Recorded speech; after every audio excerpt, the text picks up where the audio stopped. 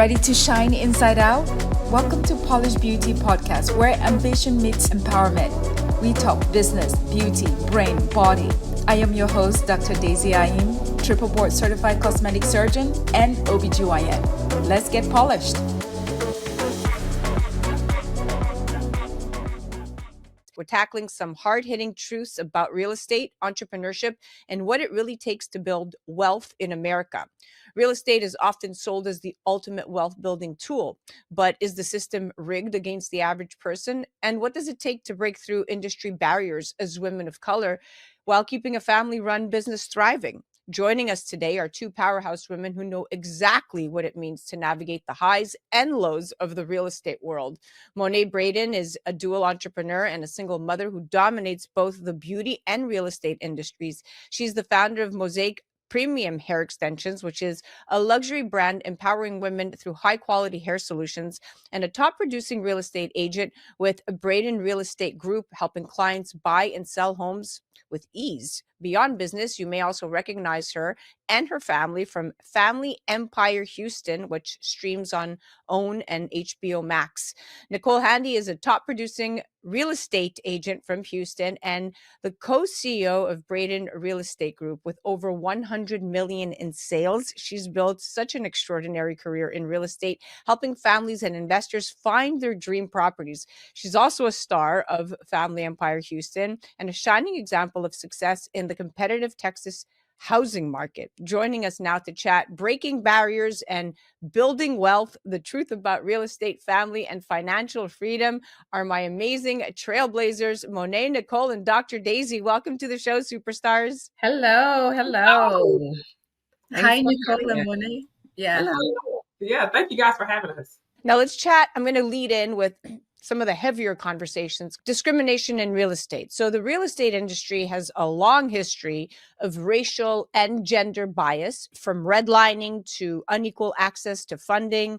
And studies show that Black homeowners still face discrimination in the buying and lending process, and female entrepreneurs often struggle to secure funding at the same rate as their male counterparts. Monay and Nicole, have you ever faced blatant discrimination in your careers, and how did you push through it? What advice do you have for others that faced similar barriers? Just from my point of view, I know that, the real estate industry is pretty much a male dominated industry. So of course, being a woman of color, a female, we do kind of tend to get overlooked sometimes, underestimated, just being in the real estate industry. So for me, I feel like we can overcome, these barriers by just kind of educating our clients, kind of using, our expertise, kind of just reeling back to what we have done and, making footprints in the industry, especially in the luxury industry. You don't see a lot of women selling million dollar homes. And what about your perspective? NAR has recently brought down some changes in regards to real estate compensation. And if we look at that compensation and what that the new rules and compensation changes, I do think it does affect the minority community the most. Black and brown people are some of the biggest consumers of affordable housing. And it's just making it a little more hard for buyers, really, people that just want to be homeowners, to be able to figure out how to compensate their real estate agents for the services that they render. So I go back and forth with it. Sometimes I do see both sides, where as to how, sellers don't feel like that they should be compensating the buyer's agent. But however, like I said, that I personally feel like that rule is affecting Black and brown homeowners more than anyone else, because a lot of Black and brown homeowners honestly struggle to just be able to pay the down payment and the closing costs associated with purchasing a home. So to add on how they're now going through the stresses of having to compensate their real estate agent out of their own pocket, it has been some challenges. Wow. Hearing that experience and overcoming systemic barriers doesn't just validate the struggles so many face, but I mean, you right there offered a real strategy for pushing forward if they could mitigate that cost and offset it, right? Right, absolutely. Yeah, mitigating that cost and offsetting it. And so, on average, not having you've added that particular rule that just came down. If the sellers aren't willing to compensate the buyer's agent, now you've added about a 3% sales price additional cost to what the buyer's expense. And just being real, people that's purchasing affordable housing, and a lot of first-time home buyers honestly just don't have those extra funds. So we're having to get real creative, as to how we can help compensate if that's the issue. Mm-hmm. So just to expand on that, does the new rule give the seller the flexibility to say, no, I'm not going to pay the buyer's agent, or is something where it's expected? I'm just curious. Well, real estate compensation has always been negotiable. And I think that's the part that a lot of people miss. If you look at statistics, you will see that sellers have paid mostly the compensation for both the listing agent and the buyers majority of the time. But it's always been negotiable. And really, the sellers are paying it to the real estate brokerages. And the brokerages decide to co-op with those real estate agents, the other real estate agents. So I think what all of this has brought to the forefront is just put in the seller's mind that you're being overcharged. And really, that's not the case, because the market sets the tone for what you pay for real estate, right? But I think there's just been some misconception that real estate agents get paid too much money at the expense of the sellers.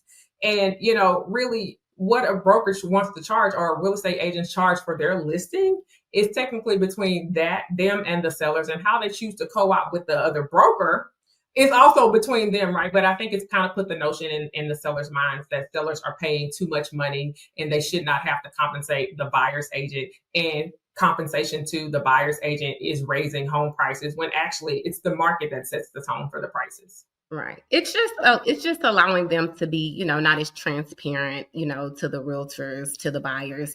So it kind of gives them a out, as if to what they do want to pay, pay the buyers. So just not being as transparent, it just kind of it's just causing for a little bit more communication on, both the realtors and. Right. Yeah. Yeah. And I'm totally fine with that.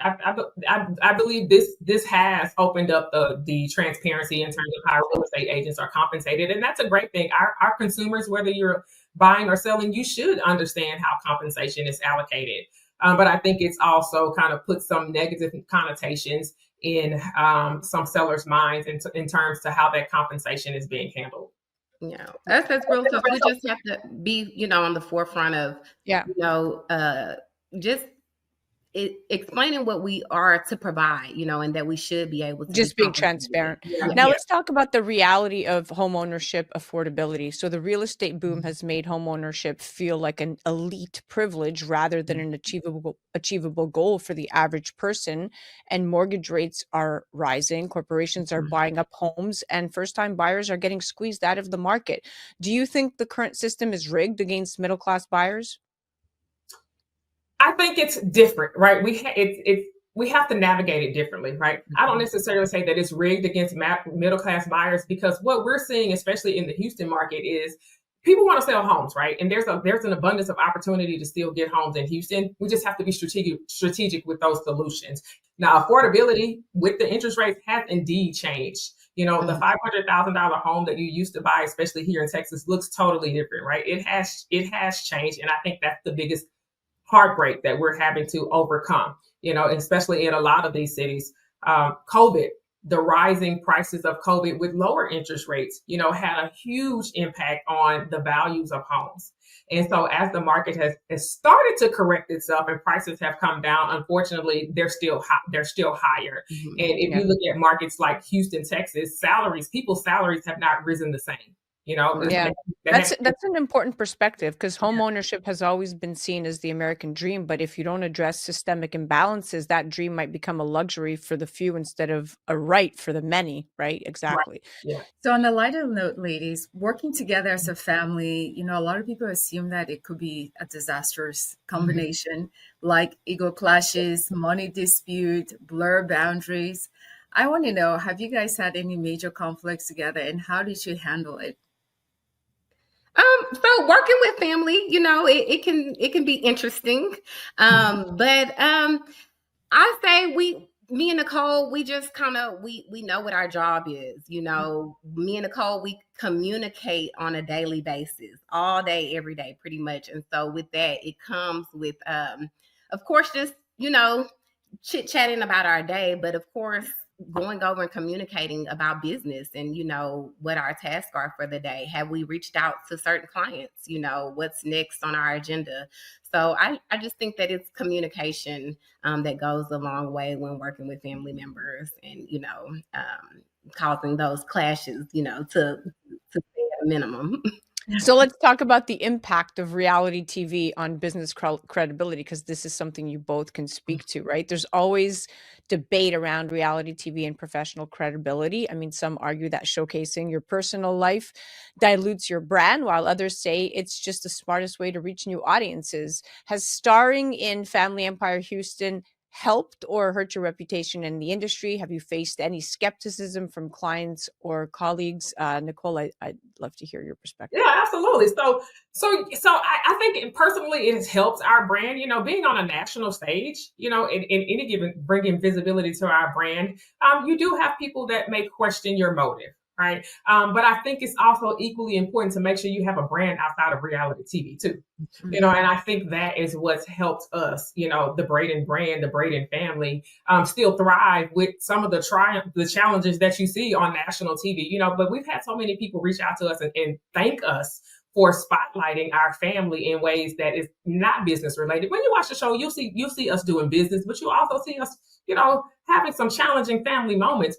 But I think we've impacted way more than the skeptical people that, have come to us. We've had so many people reach out and say, your story is my story. Thank you for spotting like that. You've helped me, to be able to recognize that I need to do something different, or, these are challenges in our family that we need to face head on. I'll be honest, for me, it was very difficult to put my personal life on TV, and I still struggle with it to this day. Of course, everyone sees us as real estate professionals, but I think they gain the appreciation to see us being real people, and seeing us being, entrepreneurs, moms, just our family dynamics. So I think we just got a lot of love for people appreciating us being real people and being transparent with, what was going on in our lifestyles. So the Houston market, or the Texas market, I should say in general, is on fire. We have so many transplants to the state, and we see it everywhere we drive, new Texas plate or different placement and whatnot. I want to know, it's like a bubble, right? Do you think this is going to burst? And if so, who do you think is going to suffer the most? So, yeah, I do think it will get to a point to where it's going to burst, right? Just being honest. So if you look at cities like LA, Los Angeles right now, it's not affordable at all. People can go to Los Angeles. Well, let me say not affordable compared to Texas, right? Texas is much more affordable in terms of the size of the home that you get for the price and things like that. And so that's why I feel like we're having so many transplants, because when you look at the Houston and even the Texas market opposed to other cities, it's much more affordable to live here. Not only from an affordability side, we have a thriving economy. We have one of the top medical centers here in the nation. Our oil and gas industry is very strong. Our tech industry is on a rise. So people can come here and not only live affordable, but thrive in their jobs and opportunities and get, affordable income as well. But yes, because it's so affordable, we're having so many people move here, right? And so that's impacting the native Houstonians the most. And it's also because you actually have, and I've seen this hand over foot, a lot of remote workers that are living off salaries based on the the cost of living for other states. For example, California, we have tons of now Houstonians that quote unquote work remotely for states like California and things like that. So they get paid a California salary while living off of the what it costs to live in Texas. So that's very advantageous to them.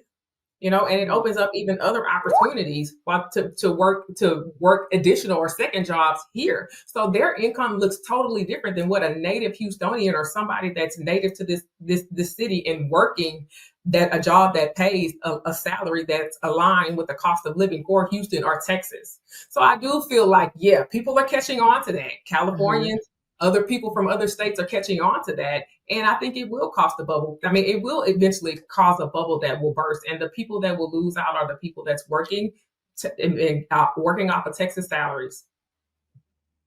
That's a great point. It's just seeming that, we worry about the demand for the housing supply, it's just so many people come in so fast. We're just worried that builders will not be able, to keep up with the high demand that's coming into Houston. So I do think at some point, we're just not going to be able to keep up.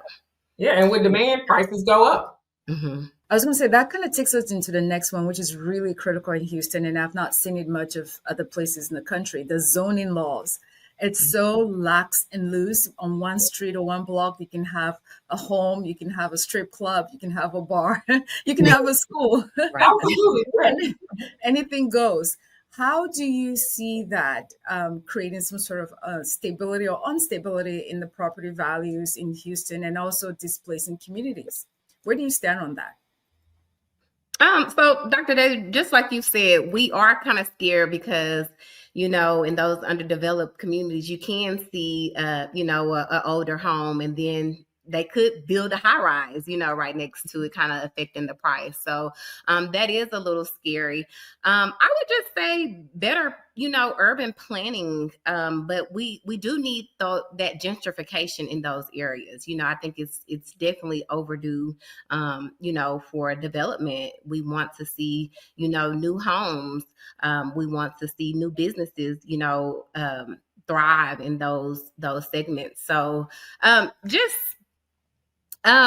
kind of, again, going back to kind of better urban planning, and making sure that we're able to keep those legacy residents still, that's not affecting them, and still able to keep affordable housing. So not as much as loose zoning, but just more planning, Yeah, that makes sense because those, especially Houston's zoning laws are loose compared to other areas. And that, to your point, allows for rapid expansion. But you know what? That creates unstable property values, and that contributes to the gentrification you're talking about. That displaces communities. So it definitely has to be addressed. Which brings me into real estate still being the best investment. Let's get your thoughts on this. So for decades, real estate has been sold as the best wealth building tool, but with high mortgage rates and corporate investors and economic instability, some experts argue that it's no longer the fastest path to financial freedom.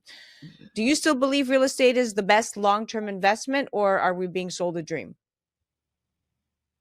I absolutely, hands down, still believe that real estate is one of the best long-term investments, especially with building wealth. But here's the thing. It's not, like you said, it's a long-term investment. So people tend to, it's not a get-rich-quick scheme, but historically, regardless how you look at real estate and what market you have come from, historically, real estate has appreciated year over year. Now, we do have times where we might have a crisis like COVID or something like that, or the 2008 home crisis. I totally understand that. But the market always has seemed to correct itself. But again, I think that's where a lot of these investors are saying that it's not as affordable, or we're being sold a dream, because they're looking more so to get in and out quickly. Real estate is a long-term wealth building strategy. And I always tell my clients, look at real estate as another form of a bank account. Look at equity in your property as another form of a bank account. It may not be liquid cash, but equity in a property can be leverageable, right? And so that's where I think we're missing it, is that it's not a short-term strategy, and it'll never be a short-term strategy, but long-term, absolutely.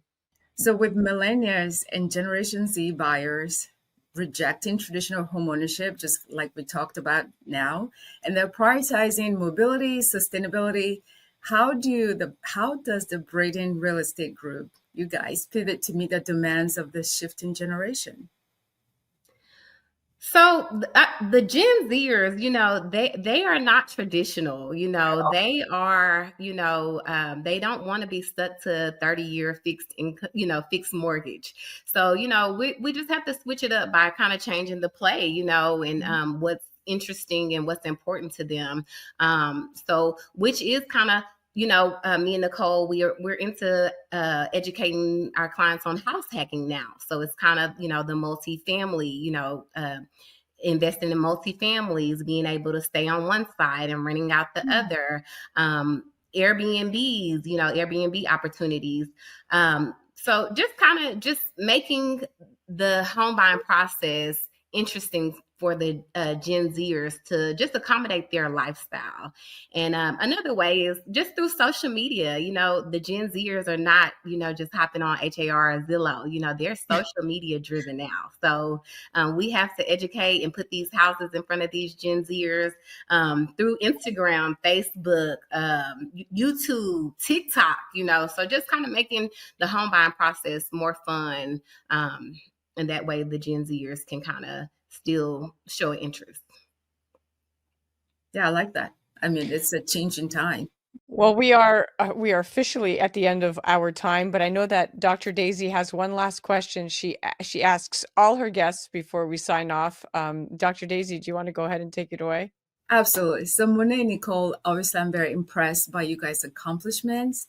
And I want to know if there's one thing that has gotten you guys to where you are today in this successful empire, what would it be? Oh, I would say taking a risk. You know, we don't have it all figured out, you know, but we still, you know, still taking that risk and still learning every day. So that would just kind of be, you know, my pickup from it. Honestly, you know, I say discipline. I still wake up at 4:30 every single morning, right? Half of my day is done before the rest of the world wakes up. So, you know, hard work and discipline, I don't think you could ever shy away from that. Consistency showing up. It's hard to show up every day, you know? So consistently showing up and giving your best effort every day, I think that's made all the difference in the world. Yeah, that resonates with me too. I say the same thing. I'm up at 5:30. I tell my 9-year-old, do you know how much I get accomplished between 5:30 and 7:30 when you wake up? It's just my time to get to organize my day. Yeah. And so I encourage all of our agents to wake up early. I have a mentor group. I encourage them to wake up early. You know, just start off being productive. I don't like to start off the day with with tons of things to do, right? I like to start off my day with, hey, I've already knocked out half of my day. Yeah. I love that. Well, 4:30 is early. I thought 5 a.m. I wake up early, but 4:30, that's why I was like, well. I sleep in on Fridays. I treat myself on Fridays. I don't wake up until 6 on Fridays, but Monday through Thursday, 4:30 a.m. Wow. Well, Monay, Nicole, this has been eye-opening. Real estate is more than just buying and selling houses. It's about wealth, opportunity, and breaking barriers in an evolving economy. And you have done just that. And you've done it as sisters, and you continue to do it. So I thank you so much for your transparency and your insights, because chatting with you guys was truly fun. Thank you. Likewise. Yeah. For anyone looking to connect, you can follow Monay Braden on Instagram at The Real Monay and check out Mosaic Premium Hair Extensions and Braden Real Estate Group. They're also on the gram. To follow Nicole, you can check her out at Miss Nikki Handy, and you can head directly to Braden Real Estate Group, spelled out all with one word, on Instagram. I hope you enjoyed this episode, and thank you for listening. Video recording of this episode will be featured on our YouTube channel, Dr. Daisy Ayim. We are also found on Instagram at Polish Beauty Podcast or at Dr. Daisy Ayim. Remember, new episode drop every Wednesday, so stay tuned. Please like, share, follow.